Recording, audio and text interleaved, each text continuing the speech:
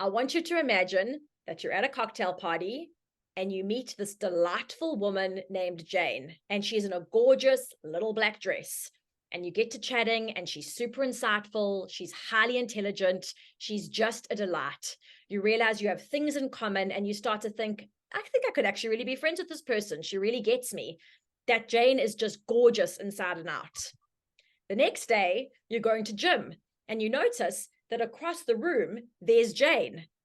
And you notice because she's wearing the same little black dress, except it's now 7 in the morning. And it's like, hey, Jane. And she's like, oh, hey, how's it going? And she's super lovely. And so you don't really want to say, like, what's up? Like, did you not go home? Did you not change?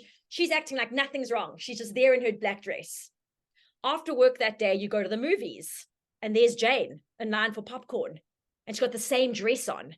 And you're like, something's actually weird. Like, she's nice, but I mean, does she not change? Does she not shower? Like, this is just getting odd. You're like, okay, Jane, hi. And now you're starting to feel a little uncomfortable because it's just not normal to wear the same clothes every single day. We show up differently depending on the environment that we're in and the situation and the time of day. We change our clothes. Now we're going to reimagine the story in a different way.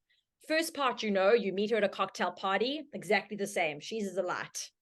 Next time you go to gym and you see Jane again, and she's dressed in Lululemon and she's lifting weights, and you're like, oh, Jane.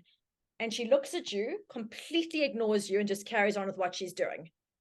It's very disconcerting. It's very strange. It's like, did we not have a connection? Like, didn't we get on? Like, why is she changing the way she's acting to me? It's very upsetting. Later that day, you go to the movies, you see her again, and you're like, hey, Jane, a little bit nervous. And she's like, oh my God. And she wraps her arms around you and swings you around the movie cinema. And she's like, it's so good to see you. And it's like, is she bipolar? Is she having a manic episode? Like, what is wrong with Jane? Both ways are very confusing. Too nice, too cold, hot and cold, but she's dressed appropriately. This is what brands are doing incorrectly all the time. You cannot show up dressed the same on every single social media platform. You can't just slap your logo on the same piece of content and post it on Instagram, on TikTok, on LinkedIn, on a billboard, and it's the same, because every platform is a different environment. But you also can't have a really cool brand that speaks to you beautifully on TikTok and engages and gives you the cold shoulder on LinkedIn when you talk, because you've got two different people running the accounts and it's a totally different experience. So you really need to make sure that there is a golden thread of personality that runs throughout your brand, that is always connected, that is always engaged, that is always lovely. And there's a level of consistency with the relatability of how it engages, but it can look entirely different.